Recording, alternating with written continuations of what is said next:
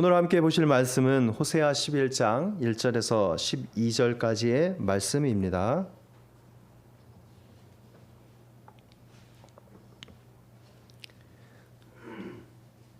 호세아 11장 1절에서 12절 말씀을 다 찾으셨으면 한 절씩 교독하고 12절은 같이 합독하도록 하겠습니다.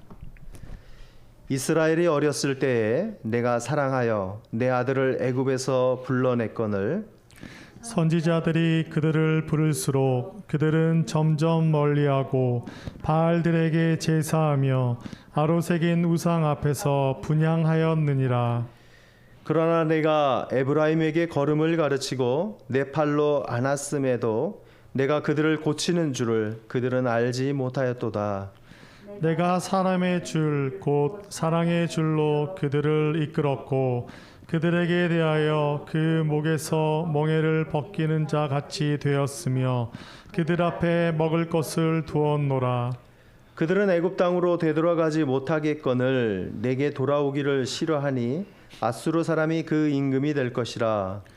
칼이 그들의 성읍들을 치며 빗장을 깨뜨려 없이 하리니 이는 그들의 계책으로 말미암음이니라. 내 백성이 끝끝내 내게서 물러가나니 비록 그들을 불러 위에 계신 이에게로 돌아오라 할지라도 일어나는 자가 하나도 없도다. 에브라임이여 내가 어찌 너를 놓겠느냐. 이스라엘이여 내가 어찌 너를 버리겠느냐. 내가 어찌 너를 아드마같이 놓겠느냐. 어찌 너를 스보임같이 두겠느냐.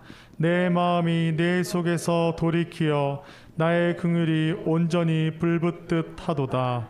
내가 나의 맹렬한 진노를 나타내지 아니하며 내가 다시는 에브라임을 멸하지 아니하리니 이는 내가 하나님이요 사람이 아님이라. 내 가운데 있는 거룩한 이니 진노함으로 내게 임하지 아니하리라. 그들은 사자처럼 소리를 내시는 여호와를 따를 것이라. 여호와께서 소리를 내시면 자손들이 서쪽에서부터 떨며 오되 그들은 애굽에서부터 같이 읽도록 11절입니다. 제가 읽겠습니다. 그들은 애굽에서부터 새같이 아수르에서부터 비둘기같이 떨며 오리니 내가 그들을 그들의 집에 머물게 하리라. 나 여호와의 말이니라. 에브라임은 거짓으로 이스라엘 족속은 속임수로 나를 애워쌌고 유다는 하나님 곧 신실하시고 거룩하신 자에게 대하여 정함이 없도다. 아멘.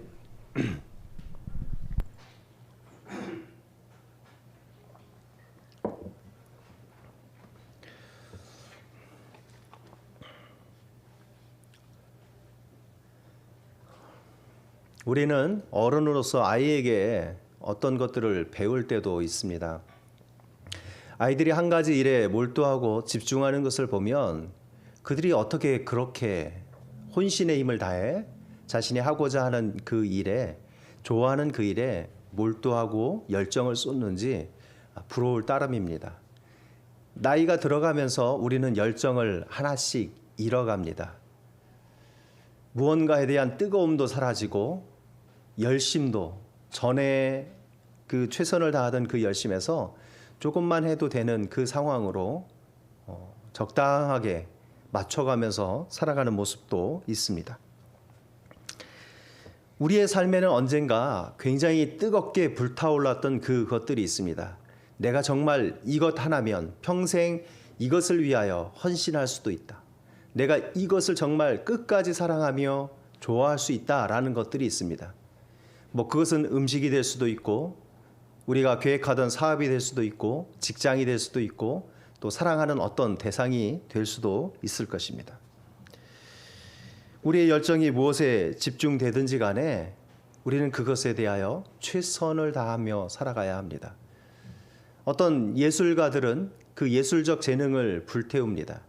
그림으로, 음악으로 자신의 정말 혼을 갈아 넣는다는 표현까지 써가면서 자신의 그 일에 모든 것보다 우선합니다. 어떤 사람은 사랑하는 대상을 위해서 자신의 전부를 드립니다. 시간과 노력과 열정과 그 모든 것을 상대방, 배우자나 또 사랑하는 이들을 위해 사용합니다. 군인이라면 목숨을 내놓고 그 전쟁터에 나아갑니다. 자신은 죽을지도 모르지만 나라를 위해서, 또한 사랑하는 그 전우들을 위해서 자신의 목숨을 기꺼이 내놓고자 합니다. 그의 열정과 또 사명감과 군인 정신, 또 나라 사랑하는 마음은 그 누구도 따라갈 수 없을 것입니다. 오늘 본문은 하나님이 그 사랑과 긍휼과 자비로 하나님 자신이 마치 불타오르는 듯한 모습을 드러내주고 있습니다. 세상은 그것을 흉내낼 수도 없습니다. 하나님의 그 열정은 떠나간 백성을 끝까지 품어주시며 돌아오도록 이끄시며 댕기시며 또 그들을 제자리로 돌려놓으려고 하시는 것입니다. 우리는 떠나고자 하고 벗어나려 하고 그 품을 외면하고 그 외침에 귀를 닫았지만 하나님은 결국 하나님이 뜻하신 바대로 우리를 구원 가운데 하나님의 계획 가운데 들어오도록 이끄신다는 것입니다. 그것이 하나님의 긍휼의 모습입니다. 이스라엘은 갈 길을 잃고 방황하면서 하나님을 떠나갔습니다. 하나님을 향한 그 방향에서 벗어나서 마치 죄가 어떤 목표물을 벗어나는 것처럼 그들은 하나님에게로 향하였던 그 시선을 우상들에게, 이웃 나라들의 마음이 빼앗기고 분산되고 나뉘었습니다.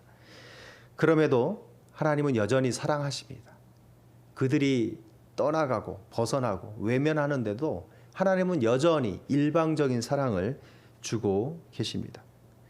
사실 반역한 사람에게는 합당한 벌이 심판입니다. 나라를 뒤집으려고 계획했던 자가 실패하면 그의 삶은 죽음으로 그 값을 치루어야 합니다. 심지어는 그의 가족도 그의 친척들도 죽을 수 있습니다. 그것이 그들에게는 합당한 벌입니다. 하나님 앞에서 범죄하고 반역한 이스라엘이 치러야 될 값은, 대가는 하나님의 진노의 심판입니다.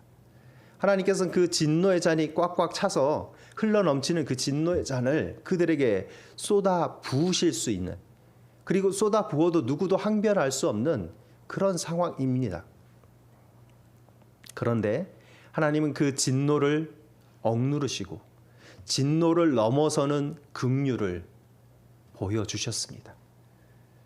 자신의 진노로 이스라엘을 다시는 사랑하지 않겠다라고 하신 자신의 말을 번복하며 뒤집으면서 다시 그 긍휼을 쏟아내고 다시 그 긍휼의 불을 일으키고 계신 것입니다.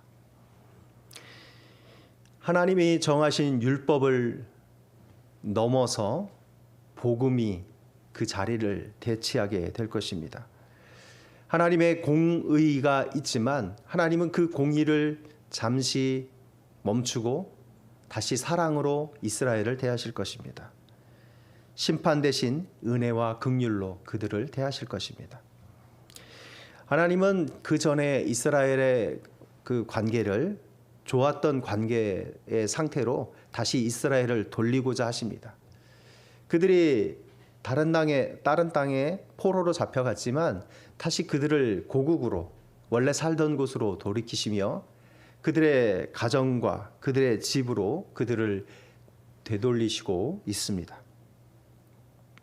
지금 이 호세아가 말하는 시대에는 아직 그 모든 것들이, 떠나가는 것도 돌아오는 것도 이루어지지 않았지만 하나님은 그렇게 하실 것이다 라고 말씀하고 있는 것입니다. 하나님과 이스라엘의 관계는 처음에 호세아 앞부분에서 부부관계로 묘사되었습니다. 사랑하는 아내와 남편으로 그 관계가 설정되었습니다.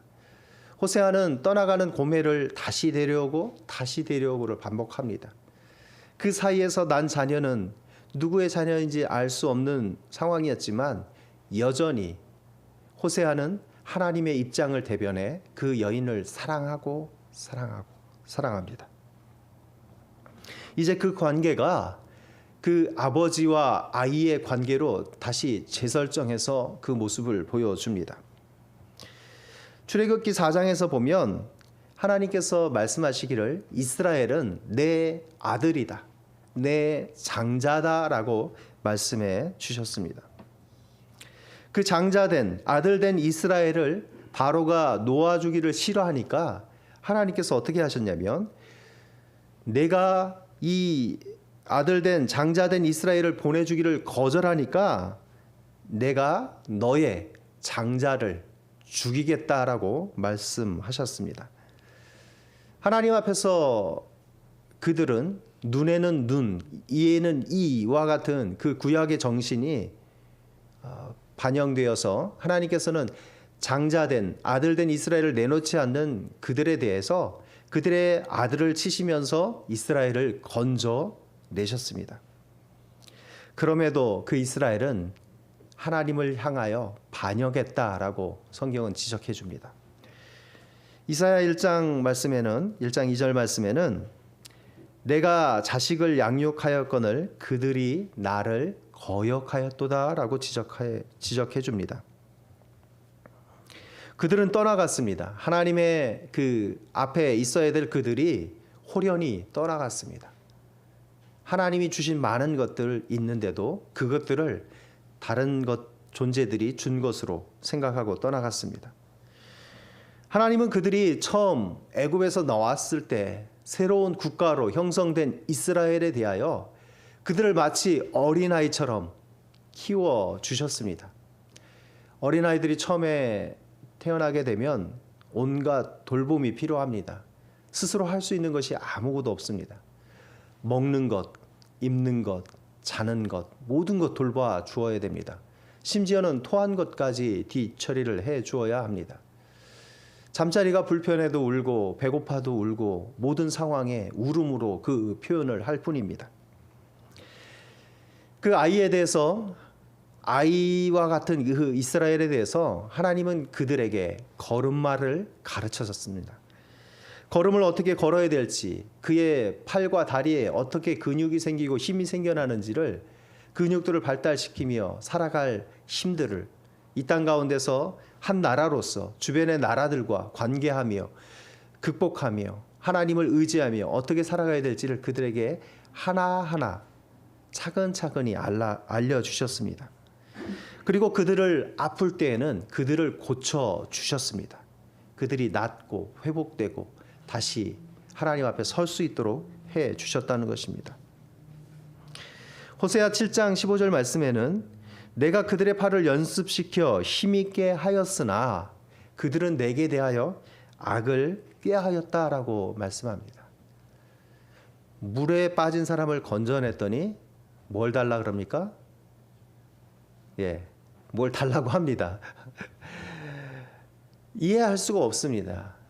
어떻게 그럴 수가 있는지. 그 순간을 모면한 벗어난 사람은 그 전의 상황을 깔끔히 잊어버리고 오히려 생각지도 못한 것을 요구합니다. 삼촌으로서 또 이모나 고모로서 또 할아버지나 할머니로서 그 손주들을 조카들을 키우는 경우들이 있습니다. 그들이 아주 어렸을 때 똥오줌도 못 가릴 때 그 배변도 갈아주고 또 젖도 먹이고 분유도 먹이고 해서 키워냅니다. 정말 코 흘리기 때부터 키워서 등에 업어서 키워줬는데 어느 순간 그 부모 외의 존재들에 대해서 전혀 그 고마움을 모르고 살아가는 존재들이 있습니다. 그런 손주나 조카를 보면 정말 배신감이 듭니다. 내가 너를 어릴 때 얼마나 사랑했고 얼마나 좋아해주고 맛있는 것도 사주고 했는데 지금 이렇게 몰라보고 이럴 수 있느냐라고 할 수 있습니다. 이스라엘이 하나님 앞에 그들을 키우신 하나님을, 그들을 낳아주신 하나님을 모르고 외면할 때 하나님의 심정이 어떨지를 생각해 보면 하나님은 정말 답답하셨을 것입니다. 자, 이제 그 이미지가 이제 아이에 대한 이미지가 이어지면서 농부가 마치 자신의 그 양떼를 먹이는 것처럼 소떼를 먹이는 것처럼 사람의 줄, 사랑의 줄로 그들을 이끄는 것에 대해서 말씀합니다. 4절 말씀에 나오는데요. 멍에를 벗기는 자 같이 그 앞에 계셨고 그들 앞에 먹을 것을 두었다라고 말씀해 줍니다. 뭐 또 어떤 사람은 이제 부모 자녀의 연장선에서 자녀를 들어 올려서 이제 뭐 뺨에 부비는 뭐 그런 모습으로 이야기하는 학자들도 있습니다. 자, 그런데 여기서 보면 그 짐승에 대하여 그 목의 멍에를 벗겨가면서 좀 가벼운 줄로 끈으로 끌어가면서 그들을 앞에 먹을 것을 놓아둡니다. 그들이 스스로 먹을 것을 찾아가지 못하고 해결하지 못하니까 그들을 이끌어서 먹을 수 있는 곳으로 또 그들이 살아갈 수 있도록 그들의 길을 일러주는 것입니다. 그것은 억압의 용도가 아닙니다. 누르고 괴롭히고 힘들게 하려는 용도가 절대 아닙니다. 이끌어서 선한 곳으로, 선한 것을 주기 위해서 그곳으로 이끄는 것입니다. 그래서 사람의 줄, 사랑의 줄이라고 합니다. 오늘날 보면 뭐 반려견을 키우는 경우에도 그렇고 어린 자녀를 키우는 경우에도 이제 땡겼다 줄어들었다 늘어났다 하는 줄을 가지고 이제 그 사이를 연결해서 약간의 거리를 두고 따라가는 것을 보게 됩니다. 어떤 경우에는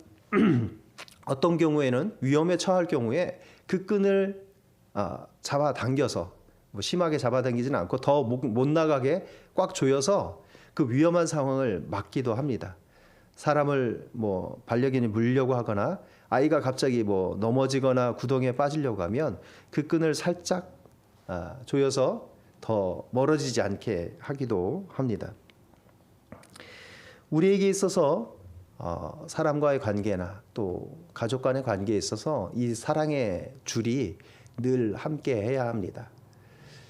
부모가 자녀를 이제 교훈하고 책망하고 어떤 상황에 대해서 일러줄 때에도 그 안에 사랑이 없으면 그 줄은 그 자녀에게는 멍에와 같이 느껴질 수 있습니다. 굴레와 같이 느껴질 수 있습니다. 그래서 그 자녀가 그 부모의 사랑을 받아들이고 그것이 사랑의 줄로 인식되어서 내가 이 부모의 말을 따라가면 이곳에 선한 것, 좋은 것, 나를 살게 하는 것, 생명이 그 안에 있다라고 생각할 수 있어야 됩니다. 그렇지 않고 그것이 억압하는 줄, 멍에와 굴레로 여겨지는 순간 그 자녀는 계속해서 그 자리를 떠나려고 하고 그 품에서 벗어나려고 할 것입니다. 애굽은 이스라엘이 떠나온 곳인데 이스라엘은 계속 그곳으로 돌아가려는 시도를 여러 차례 했습니다. 하나님이 분명히 애굽에서 건져냈음에도 그들은 그 애굽 땅이 그들을 살려줄 것으로 생각해 다시 그곳을 의지하고 있습니다. 물론 그들은 실제적으로 애굽으로 돌아가려고 한 것은 아닙니다.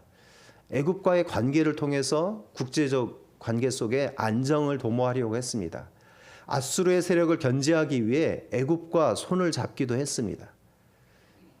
이 땅에 의지할 수 있으면 또 그 관계를 잘 유지하는 게 좋겠지만 그들은 하나님을 의지하는 대신에 애굽을 의지했다는 데 문제가 있습니다.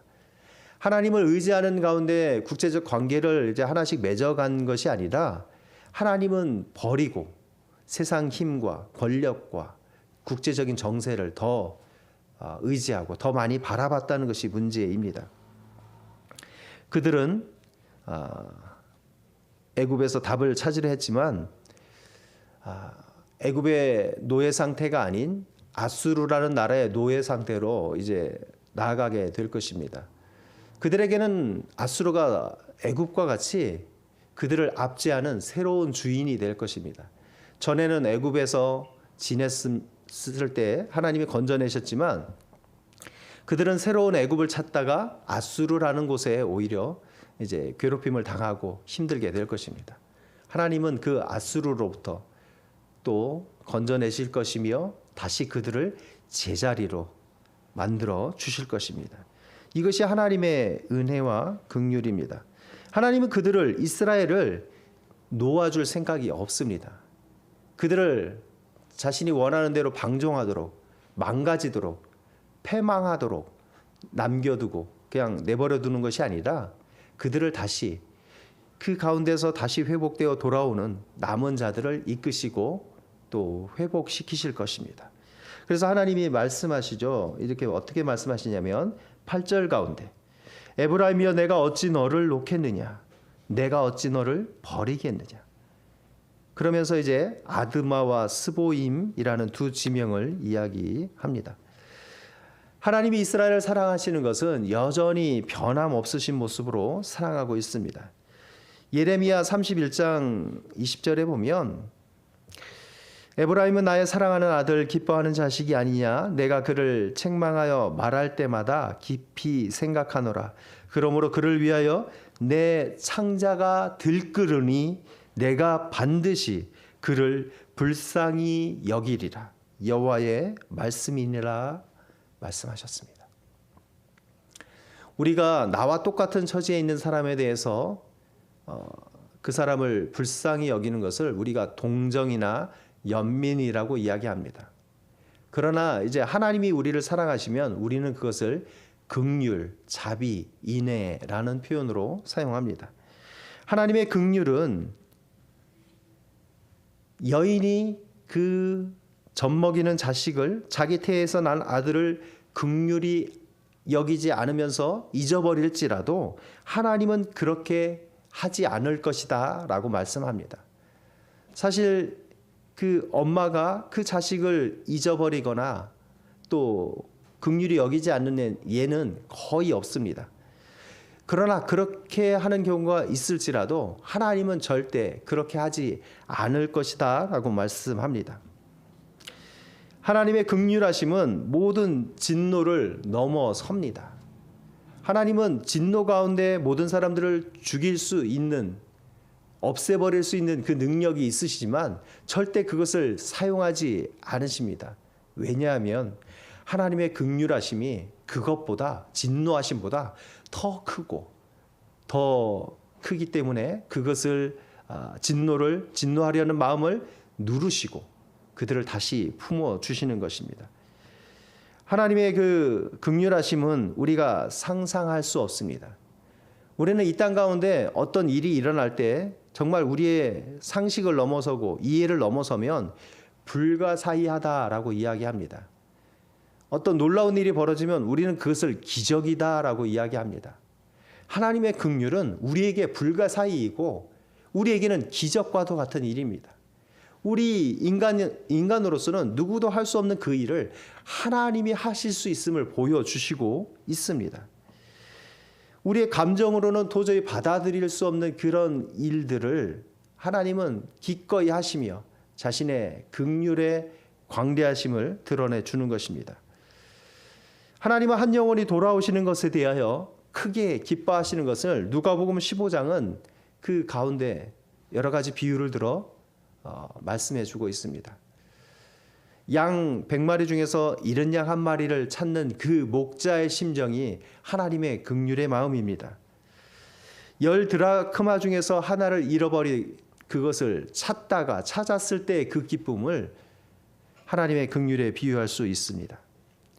두 아들 중에 한 아들이 그 유산을 챙겨갖고 나갔다가 죽었는 줄 알았는데 살아 돌아온 그 아들을 기뻐 맞는, 맨발로 뛰어나가 그 아들을 맞이하는 아버지의 심정이 하나님의 긍휼하심입니다.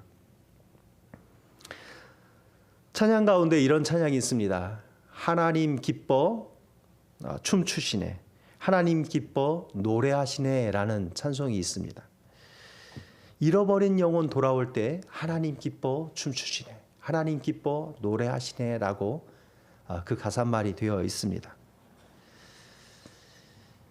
이사야 55장 말씀에 보면 하나님은 선인만 기뻐하시는 것이 아니라 악인이라도 돌아오면 기뻐하신다라고 말씀합니다. 악인은 그의 길을, 불의한 자는 그의 생각을 버리고 여호와께로 돌아오라. 그리하면 그가 긍휼히 여기시리라.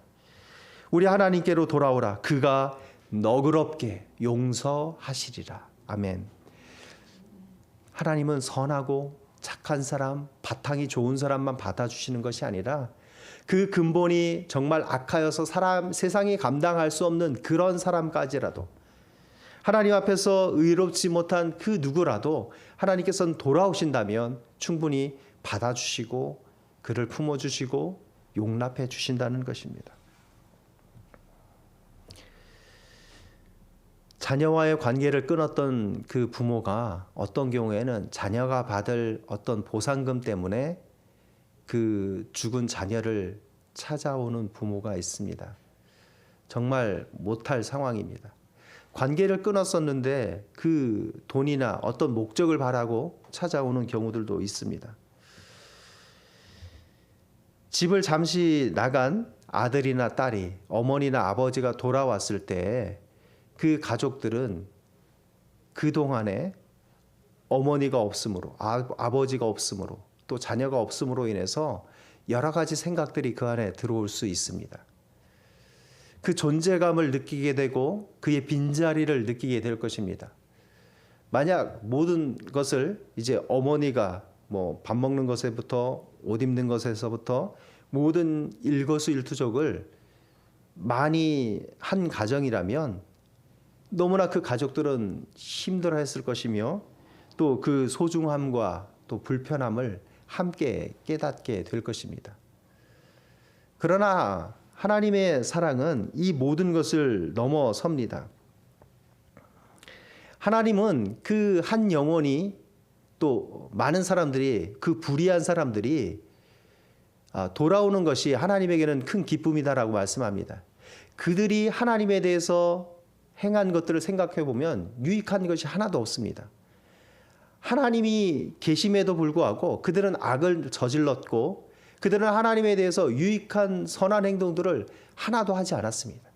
하나님께 영광을 돌리는 일들을 하지 않았음에도 하나님은 그들이 돌아오실 때 여전히 그들을 반갑게 기뻐서 즐거움으로 그들을 맞이해 주신다 말씀하고 있습니다.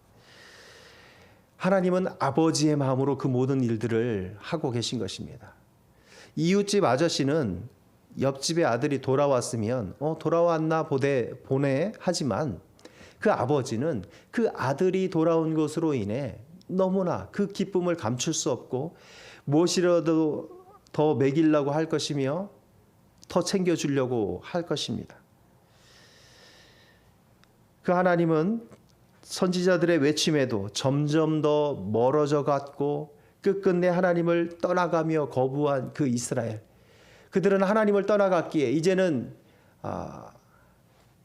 다시 하나님에게로 돌아가는 것이 불가능해 보이는 그들의 상황이었지만 하나님은 그들이 돌아올 길을, 여지를, 틈을 남겨 놓으셨습니다.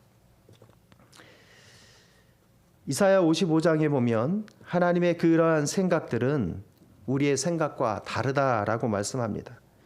하나님의 생각과 길은 마치 하늘이 땅보다 높음같이 다르고 높아서 우리가 이해할 수 없습니다. 어디까지가 하나님의 긍휼하심의 끝인지 우리는 알 수 없습니다. 그의 백성은 계속해서 하나님을 거부했지만 하나님은 그 사랑과 긍휼을 가지신 분이기에 그들을 거부할 수 없습니다. 하나님이 멸망케 한 성읍 중에 소돔과 고모라가 있습니다. 소돔과 고모라 지역에 같이 있었던 성읍이 아드마와 스보임입니다. 이건 거의 이제 짝처럼 같이 등장합니다. 소돔 하면 떠오르는 게 고모라고 아드마 하면 떠오르는 것이 스보임입니다. 그 지명들이 같이 나와도 이상하지 않습니다. 같이 멸망한 그 성읍들 가운데서도 하나님은 긍휼을 베풀어 주셨습니다. 소돔과 고모라 땅에 아브라함이 사랑하는 조카 롯이 있었습니다. 하나님께서는 아브라함을 생각하셨고 아브라함이 생각하는 조카 롯을 또 생각하셨습니다. 내가 사랑하는 어떤 것을 하나님께서는 여전히 그것들을 챙겨주시며 돌보아 주실 것입니다. 그 조카 롯을 보시고 하나님께서 소돔, 고모라, 아드마, 스보임을 멸망시키실 때 한 성을, 작은 성을 남겨 놓으셨습니다. 그 성은 소알이라는 작은 성입니다. 그래서 롯과 그 딸들이 피신할 수 있게 그 성을 망하지 않게 유황불과 또 그것들을 그 땅에 내리지 않았습니다. 그러나 또 롯이 또 그 땅이 너무 불안하니까 다시 또 산으로 도망을 하게 됩니다. 하나님께서는 진노 가운데에도 긍휼의 눈으로 살아갈 수 있는 길을 열어주시는 분입니다. 모든 땅이 멸망하는 과정 가운데서도 하나님이 내신 살아갈 수 있는 생명의 길이 있습니다. 그 하나님이 이제 사자처럼 소리를 내시며 그 백성들을 모으고 있습니다. 짐승을 잡아먹는 사자가 아니라 포효하면서 다시 그들을 불러 모으시는 하나님의 이미지로 그 소리에 반응하고 돌아오라는 것입니다. 전에는 어리석은 비둘기처럼 애굽을 향하여서 날아가고 아수르를 향하여서 날아갔지만 그들이 흩어졌다가 이제 새같이 다시 날아 들어오게 됩니다. 이스라엘의 남은 자를 데려오시는, 불러 모으시는 하나님의 모습을 볼 수 있습니다. 그 무한한 긍휼이 진노를 넘어섰고 또 그 모든 것이 가능하게 되는 것은 하나님이 하나님이시기에 가능한 것입니다. 하나님은 사람이 아니고 하나님이시기에 그 모든 일을 가능하신 그런 분으로 말씀합니다. 9절 말씀에 이렇게 말씀합니다. 내가 나의 맹렬한 진노를 나타내지 아니하며 내가 다시는 에브라임을 멸하지 아니하리니 이는 내가 하나님이요 사람이 아님이라. 내 가운데 있는 거룩한 이니 진노함으로 내게 임하지 아니하리라 말씀합니다. 하나님이 하실 수 있는 그 일은 부자가 하나님의 나라에 들어가는 것보다 낙타가 바늘기로 나가는 그것이 더 쉬울 것이라 말씀합니다. 우리에게는 불가능해 보이는 그 일들, 많은 선한 일을 해서 또 구제를 많이 한 그 부자가 하나님의 나라에 들어가기 보다 낙타가 바늘기로 들어가는 그것이 더 쉽게 하나님은 하실 수 있다라고 말씀합니다. 사람으로 보이기에는 참 힘든 그 일들, 배신한 누군가에 대해서 우리는 마음속에 여러 가지 생각들이 들어올 수 있습니다. 이 배신한 놈을 내가 쫓아가서 어떻게 잡아서 쳐넣어 어떤 생각들을 하든지 우리 안에는 많은 생각들이 들어옵니다. 정말 불같은 분노가 우리 안에 머무르게 됩니다. 하나님의 긍휼과는 반대로 우리 안에는 긍휼이 자리 잡을 수 없을 것처럼 보이는 상황이 있습니다. 화내고 분노하는 것이 우리의 일반적인 대응입니다. 그리고 그 사람에 대해서 이렇게 생각합니다. 내가 저 사람을, 나를 배반하고 떠나간 저 사람을 평생 보지 않을 거야 라고 결심하고 작정합니다. 그것이 우리의 일반적인 마음의 감정의 상태요, 의지의 상태입니다. 감정적으로 용납하지 못하고 용서하지 못합니다. 의지적으로는 안 받아들이기로 작정했습니다. 그것은 확고합니다. 바꿀 수 없습니다. 사람의 이성으로는 그렇지만, 사람의 생각으로는 그렇지만 하나님의 생각은 우리의 생각과 달라서 하나님을 배반하고 떠나간 그들을 끝까지 품고 사랑하고 또 그 사랑을 계속 이어나가기로 하신 것입니다. 마태복음 2장 14절 15절 가운데 예수님께서 애굽에서 돌아오는 장면이 있습니다. 2세 미만의 영아들을 다 죽이고 그런 일들이 벌어졌을 때 그 헤롯의 눈을 피해서 예수님과 그 가족들이 애굽으로 내려갔다가 다시 돌아오게 됩니다. 호세아 11장 1절의 말씀을 들어 마태는 그것을 인용해 줍니다. 내가 사랑하여 내 아들을 애굽에서 불러냈다라고 말씀합니다. 물론 호세아는 이 사건이 역사적 사건으로서 이스라엘을 애굽에서 불러낸 사건을 말하고 있지만 이 사건을 인용하는 마태는 그 말씀을 들어서 메시아에 대한 예언의 성취된 말씀으로 이해를 하고 그것을 적용했습니다. 2세 미만의 영아들이 죽을 때 만약에 예수님이 죽었다면 메시아로서 그 사명을 감당할 수 없었을 것입니다. 만약에 애굽에 내려갔는데 그곳에 안주하고 다시 돌아오지 않았다면 또 메시아로서의 사명 감당은 없었을 것입니다. 마태는 그 사건이, 애굽에서 돌아온 그 일이 메시아로서 그 사명을 감당하는 그 일에 먼저 된 사건으로 이해하고 있는 것입니다. 그 예수님께서는 이제 공생의 사역 기간 중에 자신을 배반한 가룟 유다, 또 예수님을 모른다 하고 떠나간 많은 제자들을 끝까지 품어주시고 그들을 다시 만나주시고 그들에게 사명을 새롭게 하시고 그들을 다시 파송해서 세상 가운데로 보내셨습니다. 모든 족속을 제자로 삼으라. 그들에게 가르치어 지키게 하라. 내가 너와 함께 할 것이다 약속해 주셨습니다. 하나님의 사랑을 예수님은 보여주셨으며 그 가룟 유다에 대해서도 끝까지 사랑하셨다라고 성경은 말씀해 줍니다. 그 배신으로 말미암아, 예수님을 팔아 넘김으로 말미암아 예수님은 죽음의 그 십자가의 자리로 나아가셨지만, 만약에 그 가룟 유다가 예수님에게 돌아왔다면, 그 악인이요 의롭지 못한 그가 돌아왔다면 예수님께서는 그도 맞아 주셨을 것입니다. 많은 제자들, 다른 제자들도 또 맞아 주신 것처럼 그도 기쁨 가운데 또 하나님의 긍휼을 예수님께서는 보여주셨을 것입니다. 많은 영혼들이 주께 돌아올 길이 예수 그리스도로 말미암아 우리에게 열렸습니다. 그 예수 그리스도를 우리가 믿고 나아갑니다. 이제 말씀을 맺겠습니다. 그 넘치는 하나님의 긍휼이 우리에게도 가득하기를 축복합니다. 우리의 힘으로는 긍휼을 베풀 수 없습니다. 사랑할 수 없는 너무나 많은 사람들이 우리 곁에 존재합니다. 우리를 떠나가고 배신하고 우리를 힘들게 하고 우리에 대해서 모함하고 우리를 아무 이유 없이 핍박하는 사람들이 존재합니다. 내가 그에게 미운 일을 하지 않았음에도 나를 미워하는 사람들이 존재합니다. 나를 힘들게 하고 어렵게 하는 그들이 늘 우리 곁에는 언제나 존재합니다. 그 이해할 수 없는 사람들을 이해할 수 있고 용납할 수 있고 또 용서할 수 있는 것은 하나님의 긍휼과 사랑이, 우리를 사랑하신 그 하나님의 긍휼이 우리와 함께 할 때만 가능합니다. 우리의 한 주간의 삶 가운데 그렇게 실천할 수 있으면서 살아갈 수 있기를 축복합니다. 이제 가족들 모임이 있습니다. 또 떠났던 가족들이 명절로 인해서 돌아오고 또 모입니다.